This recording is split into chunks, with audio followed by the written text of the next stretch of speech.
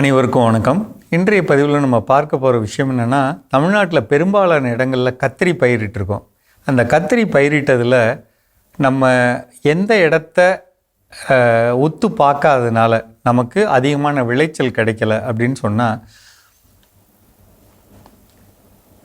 நம்ம செடி நட்டாலே காய் வரும் அது மட்டுமே செய்யலாம் அப்படிங்கிற மாதிரி ஒரு எண்ணத்தோடு இருக்கும். அப்படி இல்லைங்க. பொதுவாக தக்காளி, கத்தரி, மிளகாய், வெண்டைக்காய் இது மாதிரி பயிர்களெல்லாம் அதிகமான பூச்சி தாக்கம் வருங்க. நார்மலாகவே வரும். அந்த இலைகள் ஒரு சர்க்கரை தன்மையோடு இருக்கக்கூடிய அல்லது அதிகமான பூச்சிகளுக்கான உணவாக இருக்கக்கூடிய வகையிலான இலைகள் வச்சுருக்க தாவரம். அதோட உணவுக்காக அந்த பூச்சிகள் வருது. அது வரவிடாமல் தடுக்கிறதும், அதுவும் இலைக்கு பின்னாடி அந்த நரம்பு இருக்கு இல்லைங்களா, நரம்புக்குள்ளே உட்காந்துருக்கும். சின்னதாக மஞ்சளாக போட்டால் உட்காந்துருக்கும் பார்த்தீங்களா. இது இல்லாமல் பார்த்துக்கிறதா நம்மளுடைய விவசாயத்தோட அடிப்படை. இதை மட்டும் செஞ்சுட்டா காய் கரெக்டாக வருங்க. அதுக்கு நம்ம என்ன செய்யணும்? முடிஞ்ச அளவுக்கு 2 அல்லது 3 கவனத்தை தொடர்ந்து வச்சுக்கணும். 1, எருக்கு கரைசல். இப்போ எல்லா பகுதியிலையும் எருக்களை கிடைக்கும். இந்த மழைக்காலத்தில் 200 லிட்டர் ட்ரம்மில் 150 லிட்டர் தண்ணியோட 20 கிலோ அளவுள்ள இலை, பூ, தண்டு, காயின்னு உடச்சி அந்த குச்சியை உள்ளே போட்டு ஊற வைக்கணுங்க. ஊற வச்சுக்கிட்டே இருக்கணும். அந்த திரவத்தை ஒன்று நம்ம எடுத்து பயன்படுத்தலாம். அல்லது 100 லிட்டர் தண்ணியில் 200 கிராம் சோலு பார், கடையில் கேளுங்க, போரான் பவுடர்னு கேளுங்க, தருவாங்க. 200 கிராம் கலந்துக்கிறோம். இது கூட பெர்ஃபெக்ட் அப்படின்னு ஒரு திரவம் இருக்குங்க. பெர்ஃபெக்ட் இது எதுக்கு அப்படின்னா, நமக்கு வைரஸ் நோய் வராமல் பார்த்துக்கும். அல்லது வந்திருந்தால் அது குறையிறதுக்கு அது முக்கியமாக பயன்படும். அது 200 கிராம் 100 லிட்டருக்கு. அதே மாதிரி வெர்டிசீலியம் லக்கானி அப்படின்னு ஒரு திரவம் இருக்குங்க. அந்த லக்கானி எதுக்கு அப்படின்னா, பூச்சிகள் கடிக்காமல் இருக்க, அல்லது எனக்கு பூச்சி பிரச்சனை இல்லைங்க, புழு தான் பிரச்சனை, தண்டு புழு, காய்ப்புழு இதுதான் பிரச்சனை அப்படின்னு நீங்கள் சொன்னீங்கன்னா, பேசிலஸ் துரிஞ்சியன்சிஸ் 12 நாளைக்கு ஒரு முறை பேசிலஸ் துரிஞ்சியன்சிஸ் இந்த திரவத்தை 200 ரூபாய் சொல்லுவாங்க. 100 லிட்டருக்கு 200 ரூபாய். இதை கலந்துக்கிட்டிங்கன்னா 12 நாளைக்கு ஒரு முறை, இப்போ நான் சொன்ன இந்த 3 பொருளையும் கலந்து அடிச்சிட்டிங்கன்னா, கத்திரியில் உங்களுக்கு எந்த விதமான தொல்லையும் வராது. எந்த விதமான காலத்துலேயும். இந்த டைமில் என்ன காலம் மாற்றம்? இப்போ மழைக்காலம், அடுத்து பனிக்காலம், அடுத்து வெயில் ஏறும். இந்த 3 காலத்தையும் அட்ஜஸ்ட் பண்ணி நமக்கு பயிர் வரணும்னா, இந்த திரவத்தை நான் சொன்னதை 12 நாளைக்கு ஒரு முறை தெளிச்சுக்கிட்டே வந்துட்டாலே சிறப்பாக இருக்குங்க. இது கூட வளர்ச்சி திரவமாக நம்ம மீன் அமிலம் 1 லிட்டர் சேர்த்துக்கலாம். கடல் பாசி உரம் 1/2 லிட்டர் சேர்த்துக்கலாம். அப்படி சேர்த்து நம்ம தெளிச்சிட்டோம்னா சிறப்பான ஒரு விளைச்சல் எடுக்க வாய்ப்பு இருக்குங்க.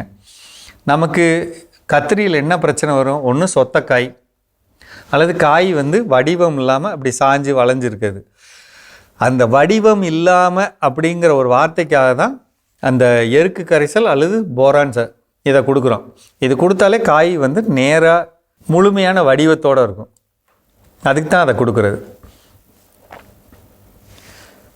அந்த புழு இருக்கக்கூடாதுன்னு தான் பேசிலஸ் துரிஞ்சியன்சிஸ் கொடுக்குறோம். ஒருவேளை நீங்கள் அசந்த நேரத்தில் அந்த பூச்சிகள் கடித்து வைரஸ் நோய் வந்துடக்கூடாது அப்படிங்கிறதுக்கு தான் அந்த பெர்ஃபெக்ட்டுங்கிற திரவத்தை கொடுக்குறோம். எல்லாம் விலை கம்மி தாங்க. கலந்து நம்ம ஸ்ப்ரே பண்ணலாம். கொஞ்சம் தயவுசெய்து முயற்சி பண்ணுங்கள். அதே மாதிரி தரைவெளியில் இந்த காலத்தில் ஒரு டிராக்டர் லோடு கோழி எரு கிடைக்குதா அப்படி பாருங்கள். கோழி எருவை தண்ணி போன பாதையில் போட்டுக்கிட்டிங்கனாலே ஒரு பொதுவான சத்து கிடைக்கும். இல்லை எனக்கு அது கிடைக்க மாட்டேங்குது அப்படின்னு உங்களுக்கு தோணுச்சுன்னா, 200 லிட்டர் தண்ணீரோட மீன் அமிலம் 3 லிட்டர், ஹியூமிக் பவுடர், எல்லா வகை நிலத்துலேயும் ஹியூமிக் பவுடர் 1 கிலோ அல்லது 2 கிலோ இதை கலந்து தரையில் கொடுத்துக்கலாம். அது கூட உங்கள் பக்கத்தில் இருக்க அக்ரி ஆஃபீஸ் இருக்கு இல்லைங்களா, சிவப்பு கலர் பாட்டில் இருக்கும், பொட்டாஷ் பாக்டீரியான்னு, அது 1 லிட்டர் கலந்துக்கலாம். ட்ரைகோடர்மா விரிடின்னு ஒரு திரவம் வச்சுருப்பாங்க, அது 1 லிட்டர் அல்லது 2 கிலோ. இதை கலந்து ஒரு நைட்டு வச்சுருந்து ஊற்றிட்டோம்னா எந்த தொல்லையும் இல்லாத ஒரு விவசாயத்தை எடுக்கலாம். செஞ்சு பார்க்குறீங்களா? சந்தேகம் இருந்தால் கீழே இருக்க நம்பரில் கேளுங்க. மீண்டும் சந்திப்போம்.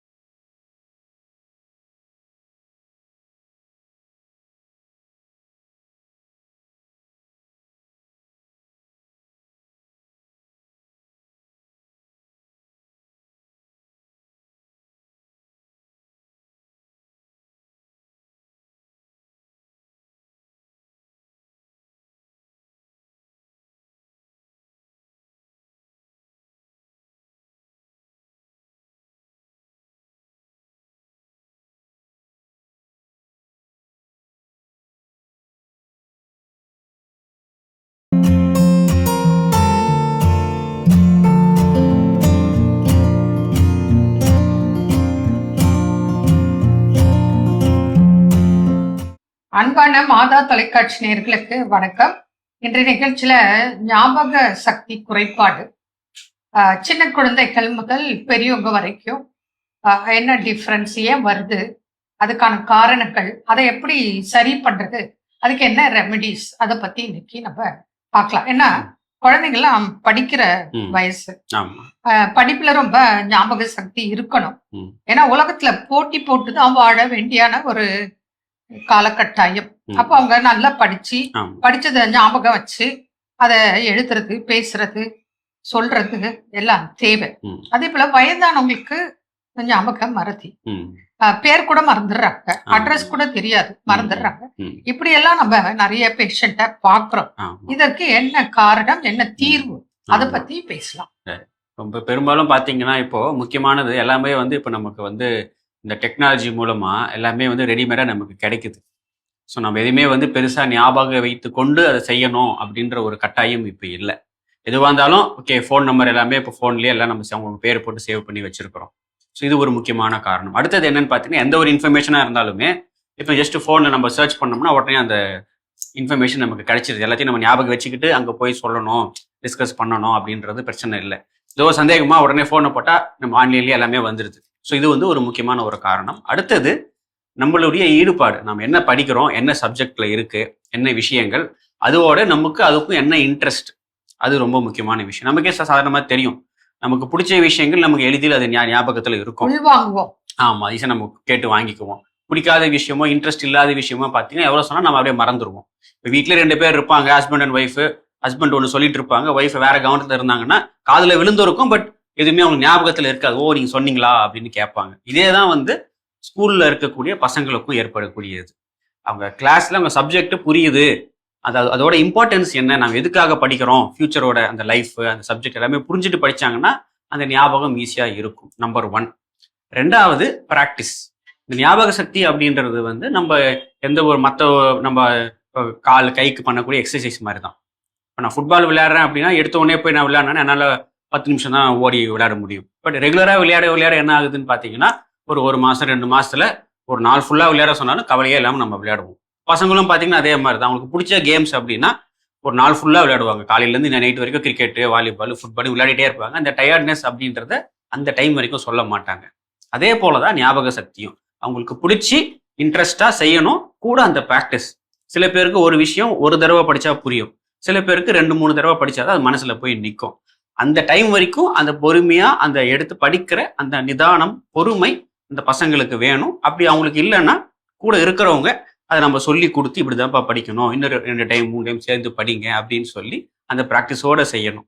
இதுக்கு கூட ஆரோக்கியமான உணவுகள், மருந்துகள் எடுக்கும்போது அந்த அந்த சின்ன பசங்களுக்கு ஏற்படக்கூடிய அந்த ஞாபக மருத்துவ நம்ம நல்ல முறையில் அது முன்னேற்றத்தை கொடுக்கலாம். இதற்கு வந்து சில உடற்பயிற்சிகள் இருக்கு. இப்போ உதாரணத்துக்கு சொல்ல போனாக்க, இப்போ ஸ்கூல்ல நம்ம ஏதாவது தவறுகள், சின்ன தவறுகள் செய்யும் போது நமக்கு ஒரு பனிஷ்மெண்ட் கொடுப்பாங்க. தோப்பு கரணம் போடுறது, அது வந்து ரொம்ப நல்ல விஷயம் எல்லாருக்கும். ஒரு நாளைக்கு காலையில ஒரு 21 முறை தோப்பு கரணம் போடுறது இந்த குழந்தைகளோட ஞாபக சக்திக்கு மாத்திரம் இல்ல, உடல் ரீதியாக பல பிரச்சனைகள் வராமலும் தடுக்க முடியுங்கிற ரிசல்ட் இருக்கு. அடுத்தது பாத்தீங்கன்னா இந்த முத்ராஸ் இருக்கு. முத்ராஸ்ல வந்து பாத்தீங்கன்னா அவங்களுக்கு கழிவு முத்திரை அது பண்ணணும்.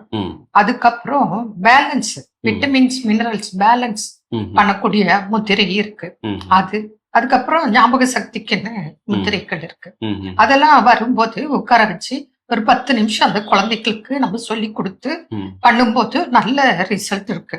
இப்ப நம்ம கேம்ப்ல பாக்குறோம், நிறைய ஊர்கள்ல போறோம் இல்லையா, மத தொலைக்காட்சி நேயர்கள் வராங்க.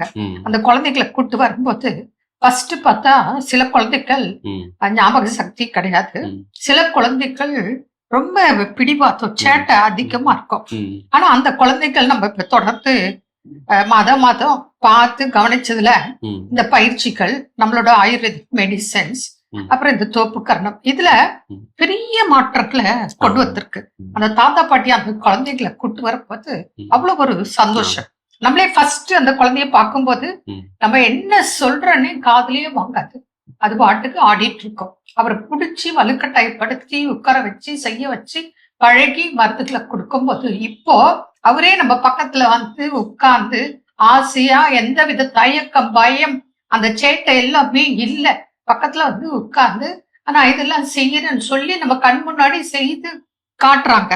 அப்போ ஸ்கூல்லயும் அவருக்கு நல்ல இம்ப்ரூவ்மெண்ட்ஸ் இருக்கு, எழுதுறாரு, படிக்கிறாரு, ஞாபக சக்தி எல்லாம் இருக்கு அப்படிங்கிறத கண் கூட நாங்க பார்த்தது தான் இங்க உங்களுக்கு சொல்றோம். இது வந்து யங்ஸ்டருக்கு, சின்ன குழந்தைல இருந்து காலேஜ் படிக்கிற வரைக்கும் இதெல்லாம் கடைபிடிக்கலாம். இதே வயதானவங்களுக்கு ஞாபக மறதிக்கு என்ன காரணம்? வயது ஆக என்ன ஆகுதுன்னு பார்த்தீங்கன்னா, இயற்கையாகவே எல்லா உறுப்புகள், எல்லா இப்போ நர்வஸ் சிஸ்டம் அப்போ எல்லாமே வந்து நாள் ஆக அந்த தேய்மானம் ஏற்படக்கூடும். ஸோ அதோட ஒரு விளைவு அது இருக்கும். பட் அதே நேரத்தில் என்ன அப்படின்னு பார்த்தீங்கன்னா, நம்ம வந்து எவ்வளோக்கு எவ்வளோ அந்த ஆக்டிவ் லைஃப்ல இல்லாமல் இருக்கோம் அப்படின்றதும் ஒரு காரணம். பொதுவாக இப்போ ஒரு 40-50 வயசுக்கு மேலே என்ன அவங்க இப்போ ரிட்டையர்ட் ஆயிட்டாங்க அப்படின்ற போது அந்த ஒரு ஒரு கான்ஸ்டன்ட் லைஃப் வந்து அவங்களுக்கு கம்மியாயிடும். இப்போ வேலைகள் அந்த யோசிக்கிற அந்த சிறப்பே வந்து அவங்களுக்கு கம்மியாயிட்டு போகிறதுனால தானாக இயல்பாகவே அந்த விஷயத்தை மறந்துடுவாங்க. நம்மளே வந்து எந்த ஒரு விஷயமா இருந்தாலும் சரி, அதை பற்றி நம்ம அடிக்கடி அதை பற்றி யோசிச்சுட்டே இருக்கிறோன்ற போது அது ஞாபகத்தில் இருக்கும். ஒரு வருஷம் 2 வருஷம் அதை பத்தி நம்ம பேசவே இல்லை அப்படின்ற போது அந்த சில விஷயங்கள் நமக்கு மறந்து போறது இயல்பு. இது வயதாக ஆக அதோட தாக்கம் இன்னும் அதிகமாக இருக்கும். இதுல வந்து கூட சில மற்ற உபாதைகள், இப்போ சுகர் இருக்கலாம், இல்லது ஹார்ட் தொந்தரவு இருக்கலாம், இல்ல ஹைப்பர் டென்ஷன் இருக்கலாம், அது மாதிரி இருக்கிற மற்ற தொந்தரவுகள் சேர்ந்து இருக்கும்போது இன்னும் அந்த உடம்போட அந்த பலகீனம், பிசிக்கல் அண்ட் சரியா? மென்டல் ஸ்ட்ரென்த் அது மாத்திரம் குறைய இல்ல குறைய அந்த ஞாபகம் வந்து அது மாத்திரம் இல்ல அதிகமாகும். அந்த சில நோய்களுக்காக எடுக்கக்கூடிய மாத்திரைகளின் பக்க ஆமா. விளைவுகளாலும் ஞாபக சக்தி ஆமா. குறையும் அது வயதானவங்களுக்கு. ஆ. பொதுவா வயது ஒரு காரணம். ம், கூட இந்த மாதிரி மற்ற நோய்களுக்கு எடுக்கக்கூடிய ம், மருந்துகளோட தாக்கம் ஒரு பக்கம். ம். இன்னொன்னு வந்து தூக்கமும் சேர்ந்து குறையும் ஆமா. வயதான காலத்துல. இப்போ ம், பிறந்த குழந்தை வந்து 23 மணி நேரம் தூங்கும். ம், இதே வளர வளர வளர அந்த தூக்கத்தின் அளவு டைம் குறையும். ம், இதே வயசு ஆக ஆக ம். உங்களுக்கு நிச்சயமாக அந்த தூக்கமும் குறையும். ஆமா. இதற்கும் வயதுக்கும் ம், காரணங்கள் இருக்கு. ம், 2 விஷயம். ஒண்ணு தூக்கம் குறைவு, இன்னொன்னு ம், ஞாபக மறதி. ம், இதற்கெல்லாம் ட்ரீட்மெண்ட் இருக்கான்னா இருக்கு. ம், ஓரளவுக்கு ம், அவங்களுக்கு திருப்பி ம். ஆரம்பத்திலேயே எல்லாம் ஆமா. செய்துட்டு வந்தா ம். நார்மலா லைஃப் லீட் பண்ணலாம். ஆமா. மீண்டும் நாளை சந்திப்போம். நன்றி. அன்னை மரியே வாழ்க.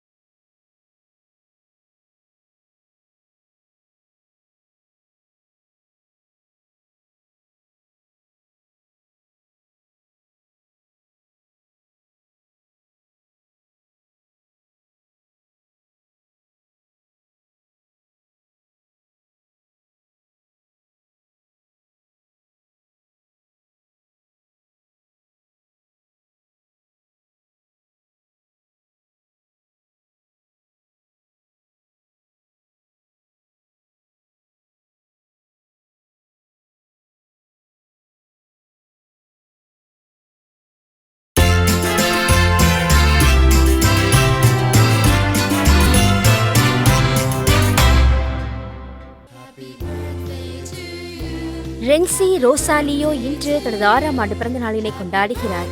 இவரை வாழ்த்துபவர்கள் அப்பா சந்தோஷ், அம்மா ராக்கினி, தாத்தா ஜான், பாட்டி ஆனி மேரி, பெரியம்மாக்கள், பெரியப்பாக்கள், அண்ணன், தங்கைகள், தம்பிகள், அக்காக்கள், சித்தப்பாக்கள், சித்திகள், குடும்பத்தினர், உறவினர்கள் மற்றும் நண்பர்கள்.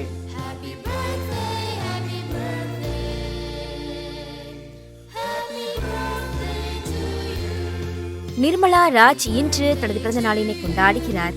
இவரை வாழ்த்துபவர்கள் காணிக்கை Raj, Akshata, Nishkala, Clinton, Jeff, Andrew, குடும்பத்தினர், உறவினர்கள் மற்றும் நண்பர்கள்.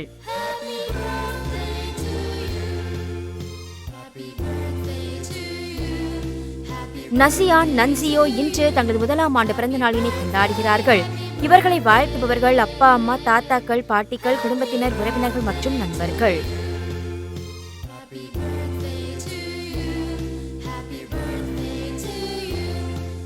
நளினி இன்று தனது 50ஆம் ஆண்டு பிறந்த நாளினை கொண்டாடுகிறார்.